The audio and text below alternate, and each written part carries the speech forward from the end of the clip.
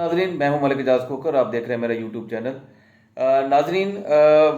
ایران کے لیے بہت زیادہ مشکلات جو ہیں وہ اب بڑھتی چلی جا رہی ہیں۔ اب ایک اور جو ہے کیس کے احوال میں آپ کے سامنے لایا ہوں کہ پہلے ایک کیس جو میسا ایمنی کا تھا، اور اس کے اوپر بڑا ہی ابھی تک جو ہے وہ ایران کے اندر جو ہے وہ پروٹیسٹ جاری ہے۔ اور ابھی جو لیٹسٹ نیوز میں آپ کے سامنے شیئر کرنے جا رہا ہوں وہ یہ ہے کہ ایک صحافی کی لاش، ایک صحافی جس کا نام رضا ہے، اس کی لاش جو ہے وہ لواحقین کو نہ دینے کے اوپر امریکہ نے جو ہے وہ سخت مزاحمت کی ہے اور مطالبہ کیا ہے کہ اس کی جو ڈیڈ باڈی ہے اس کے لواحقین کو دے دی جائے۔ اور اسی کے ساتھ ہی اقوام متحدہ نے جو ہے وہ جو پروٹیسٹ کرنے والے کی لاشیں ہیں وہ ان کے لواحقین کو نہ دینے کے اوپر بھی بہت زیادہ تشویش کا اظہار کیا ہے۔ ناظرین، یہ دو جو نیوز ہیں ان کو میں نے کنیکٹ کر کے آپ کے سامنے پیش کیا ہے۔ اب میں اس کی ڈیٹیلز کی طرف جا رہا ہوں کہ رضا نامی ایک شخص جو جلا وطنی کی جو ہے وہ زندگی گزار رہا تھا، اور ریڈیو فری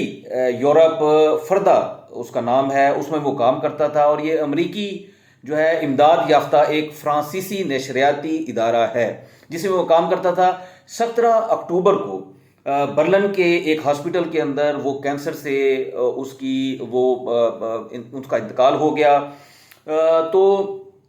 اس کے اہل خانہ جو ہے وہ اس کی میت کی تدفین کے لیے جب اس کی ڈیڈ باڈی جو ہے وہ ایئرپورٹ پر پہنچی تو وہ اس کو اپنے شہر شیراز کے اندر لے جانے کے لیے جب ایئرپورٹ پر ڈیڈ باڈی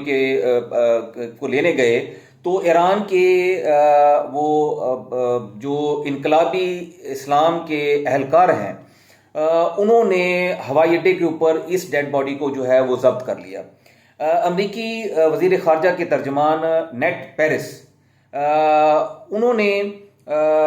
نیٹ پرائس انہوں نے جمعے کو 28 اکتوبر کو صحافیوں کو انٹرویو دیتے ہوئے یہ کہا ہے کہ ہمیں اس بات کے اوپر انتہائی سخت تکلیف ہوئی ہے کہ رضا کی میت ابھی تک جو ہے وہ ایئرپورٹ پہ موجود ہے، اور ان کی لواحقین کو جو ہے اس کو لے جانے کے لیے اور اس کی تدفین کے لیے جو ہے وہ ایرانی حکام نے اجازت نہیں دی ہے۔ پرائس نے اپنے بیان میں ایرانی حکام سے اپیل کی ہے کہ وہ رضا کی جو میت ہے اس کے لواحقین کو دے دیں تاکہ وہ اس کی تدفین کر سکیں۔ اور امریکی وزیر خارجہ کے ترجمان نے حیرانگی کا اظہار کیا ہے کہ صحافیوں کی جو اب لاش ہے ایرانی حکام جو ہے اس سے بھی اب خوف کھانے لگ گئے ہیں۔ ادھر ناظرین، اس نیوز کے ساتھ جو دوسرا میں نے پارٹ آپ کو بتایا تھا کہ جو میسا ایمنی ایک 22 سالہ لڑکی تھی، اس کی اخلاقی پولیس نے کے زیر حراست جب وہ زیر حراست تھی اس کی جو ہے وہ موت واقع ہو گئی تھی ایرانی اس اخلاقی پولیس کے تشدد سے، اور وہاں سے مظاہرین کا جو ہے وہ ایک بہت ہی احتجاج جو آج تک جو ہے وہ ایران کے اندر، اور نہ صرف ایران کے اندر بلکہ آل اوور دی ورلڈ جو ہے وہ مظاہرین کا سلسلہ ابھی تک جو ہے وہ جاری ہے۔ اس مظاہرین کے اس احتجاج کے اوپر ابھی تک 250 لوگ جو ہیں وہ ہلاک ہو چکے ہیں، سینکڑوں زخمی ہو چکے ہیں، اور 30 سیکیورٹی کے اہلکار بھی جو ہے وہ اس مظاہروں کے دوران جو ہے وہ ہلاک ہو چکے ہیں۔ اور اقوام متحدہ نے جو مظاہرین جو ہے اس میں ہلاک ہوئے ہیں ان کی لاشوں کو ان کے لواحقین کے حوالے نہ کرنے کے اوپر بہت ہی زیادہ تشویش کا اظہار کیا ہے۔ ناظرین، یہ 1979 کے انقلاب ایران کے بعد یہ سب سے بڑے مظاہرے اس ٹائم ایران کے اندر یہ ہو رہے ہیں، اور ایران کے جو گورنمنٹ ہے وہ اس ٹائم بہت زیادہ جو ہے ان کو مشکلات کا سامنا ہے۔ پے در پے جو ہے نئے انسیڈنٹ آ رہے ہیں۔ ابھی میں نے صحافی کے اس ڈیڈ باڈی کا جو ایشو بتایا ہے جس کے اوپر امریکہ اور اقوام متحدہ نے بہت زیادہ اپنا جو ہے تشویش کا اظہار کیا ہے، اور ساتھ میں جو میسا ایمنی کا جو ایشو ہے اس کو قتل کر دیا گیا تھا اس کے اوپر بھی جو ہے وہ پوری دنیا جو ہے وہ اس کے اوپر جو ہے وہ